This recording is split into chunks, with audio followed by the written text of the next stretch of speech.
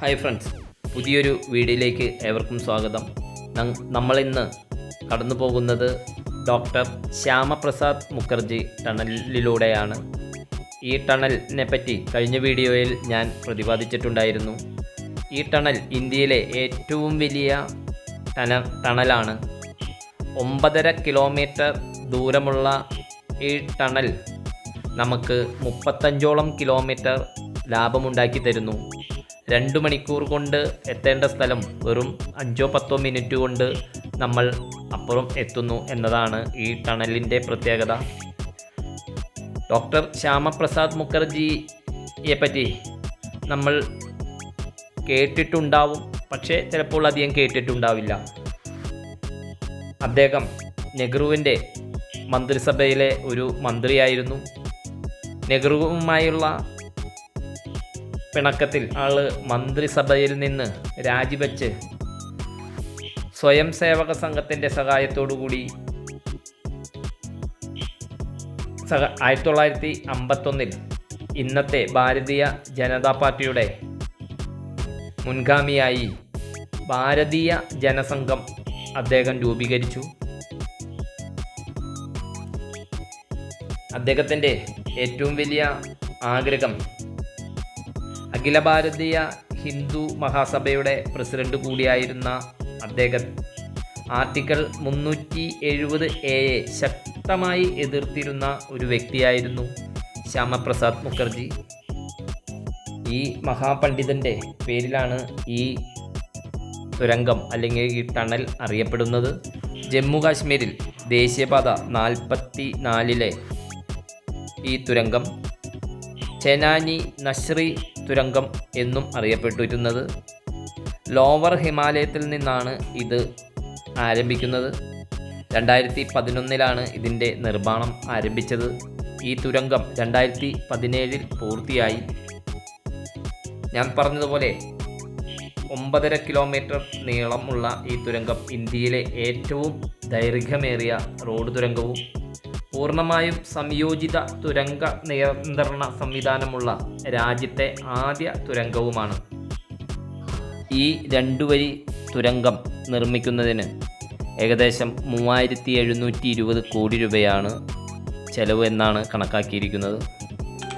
നമുക്കിതിലൂടെ സഞ്ചരിക്കുമ്പോൾ വലിയ സൗണ്ടൊന്നും അത്ര പ്രശ്നമുണ്ടാക്കുന്നില്ല. മറ്റു വാഹനങ്ങൾ കടന്നു പോകുമ്പോഴും അതിനുള്ള ഉപകരണങ്ങളെല്ലാം സൗണ്ട് ഡിഫ്യൂസറുകൾ, വെന്റിലേറ്ററുകൾ, ഫാനുകൾ, അഗ്നിശമന ഉപകരണങ്ങൾ, അതുപോലെ തന്നെ ഇലക്ട്രിക് പാനലുകൾ, നല്ല ലൈറ്റിംഗ് സംവിധാനം എന്നിവയോടുകൂടി വളരെ രസകരമായി നല്ല രീതിയിൽ പണിതിരിക്കുന്നതാണ് ഈ തുരങ്കം. ഹൈവേ അതോറിറ്റി ഓഫ് ഇന്ത്യ അവരുടെ ഒരു സ്വപ്ന പദ്ധതി കൂടിയായിരുന്നു ഇത്.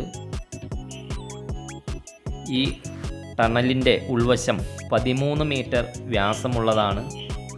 അതുപോലെ തന്നെ ഇതിനോട് ചേർന്ന് തന്നെ 6 മീറ്റർ വ്യാസമുള്ള ഒരു പ്രത്യേക സുരക്ഷാ എസ്കേപ്പ് ടണലും 2 ട്യൂബുകൾ ഓരോന്നിനും ഏകദേശം 9 കിലോമീറ്റർ നീളവുമുണ്ട്. തുരങ്കത്തിൻ്റെ മുഴുവൻ നീളത്തിലും ഓരോ 300 മീറ്ററിലും കൃത്യമായ ഇടവേളകളിൽ 29 ക്രോസ് പാസേജുകളുമുണ്ട്. അതുപോലെ തന്നെ ഏകദേശം ഓരോ കിലോമീറ്റർ ടണലിൻ്റെ നീളവും പ്രധാന എസ്കേപ്പ് ട്യൂബുകളും കൂടാതെ ക്രോസ് പാസേജും ഒക്കെ കൂടി 19 കിലോമീറ്ററോളം ഈ ടണലിൻ്റെ നീളം കൂട്ടുന്നു. ഇത്രയെല്ലാം നീളത്തിലുണ്ടാക്കിയ ഇതിൻ്റെ ഉള്ളിൽ ഓക്സിജൻ്റെ അളവ് കുറയാതിരിക്കാനും വാഹനങ്ങളുടെ പുകയിൽ നിന്ന് വരുന്ന കാർബൺ ഡൈ ഓക്സൈഡും കാർബൺ മോണോക്സൈഡും അടിഞ്ഞുകൂടുന്നില്ലെന്ന് ഉറപ്പാക്കാനും തുരങ്കത്തിൽ ഉടനീളം വായു പരിശോധിക്കുന്ന നിരവധി എക്സോസ്റ്റ് മീറ്ററുകളും ഇൻലൈറ്റുകൾ ഓരോ 8 മീറ്ററിലും പ്രധാന ട്യൂബിലേക്ക് ശുദ്ധവായു കൊണ്ടുവരുന്നു. ഓരോ 150 മീറ്ററിലും ഓരോ SOS ബോക്സുകൾ സ്ഥാപിച്ചിട്ടുണ്ട്. നമുക്ക് തുരങ്കത്തിനകത്ത് എന്തെങ്കിലും പ്രശ്നമുണ്ടായാൽ ഹോട്ട്ലൈനുമായി ബന്ധപ്പെടുന്നതിന് വേണ്ടിയാണ്. അതുപോലെ തന്നെ തുരങ്കത്തിനുള്ളിൽ നമുക്ക് മൊബൈൽ ഫോണിന് റേഞ്ചും കിട്ടുന്നുണ്ട്. അതുമാത്രമല്ല, നമുക്ക് ഈ തുരങ്കത്തിൻ്റെ ഉള്ളിൽ നിന്ന് പുറത്തിറങ്ങുമ്പോൾ നമ്മുടെ ഇത്രയും നേരം ഈ ഇരുട്ട് പോലെയുള്ള ഈ അവസ്ഥയിൽ നിന്ന് ലൈറ്റിലേക്ക്, പകൽ വെളിച്ചത്തിലേക്ക് കടക്കുമ്പോൾ അത് നമുക്ക് തടയുന്നതിന് വേണ്ടിയുള്ള പ്രത്യേക ലൈറ്റ്നിങ് സിസ്റ്റത്തോടു കൂടിയുള്ള ഒരു ടണലും കൂടിയാണിത്. അതിൻ്റെ ക്രമീകരണങ്ങളും വളരെയധികം സിസ്റ്റമാറ്റിക് ആയിട്ടാണ് ഇത് ഇവിടെ പ്രവർത്തിക്കുന്നത്. ദുർഘടമായ ഈ ഹിമാലയൻ പ്രദേശത്ത് ഭൂനിരപ്പിൽ നിന്ന് 4000 അടി ഉയരത്തിലാണ് ഈ തുരങ്കം സ്ഥിതി ചെയ്യുന്നത്. ഇത്തരം ഭൂമിശാസ്ത്രപരമായ വെല്ലുവിളികളെ നേരിട്ടുകൊണ്ടാണ് ഈ തുരങ്കം ഇവിടെ പൂർത്തീകരിച്ചത്. നമ്മൾ തുരങ്കത്തിൻ്റെ വെളിയിലിറങ്ങി ഇനി ഇവിടെ നിന്നുള്ള യാത്രയിൽ നമുക്ക് കാശ്മീരിലേക്കാണ് നമ്മുടെ യാത്ര. ഈ തുരങ്കം വന്നത് കാരണം പാനിടോപ്പ് വഴിയുള്ള സഞ്ചാരം ആൾക്കാർ വളരെയധികം കുറച്ചിട്ടുണ്ട്. എന്നിരുന്നാലും ടോളിൻ്റെ ചിലവൊക്കെ ഉള്ളത് കാരണം ചില യാത്രക്കാർ അതിലൂടെയും പോകുന്നുണ്ട്. ഈ ടണൽ എല്ലാ കാലാവസ്ഥയെയും ചെറുക്കാൻ കഴിവുള്ള ഒരു ടണലും കൂടിയാണ് എന്നാണ് അറിയാൻ സാധിച്ചത്. ഈ ടണലും കടന്ന് നമ്മുടെ യാത്ര ഇങ്ങനെ മുന്നോട്ട് പോയിക്കൊണ്ടിരിക്കുകയാണ്.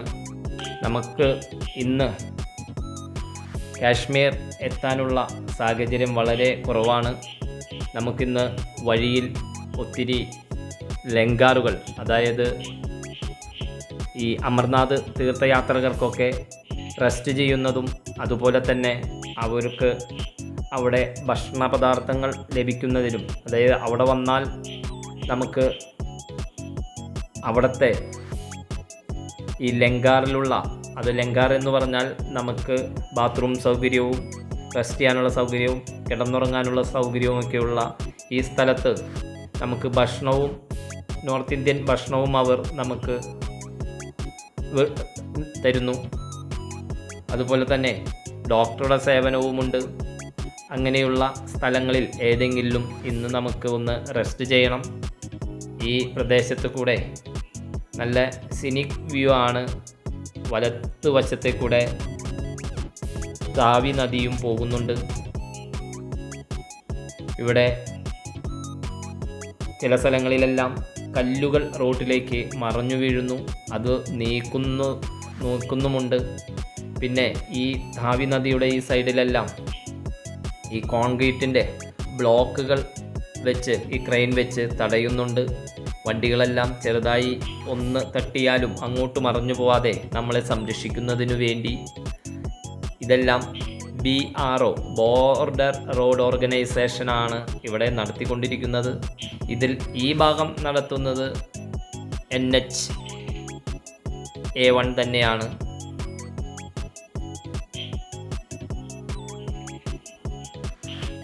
അമർനാഥ് തീർത്ഥാടകരുടെ തിരക്കുണ്ട്. വഴിയിലുടനോളം ട്രാവലറുകളും അതുപോലെ തന്നെ മറ്റ് ടൂറിസ്റ്റ് വെഹിക്കിൾസൊക്കെ ഒത്തിരി ധാരാളം വരുന്നുണ്ട്.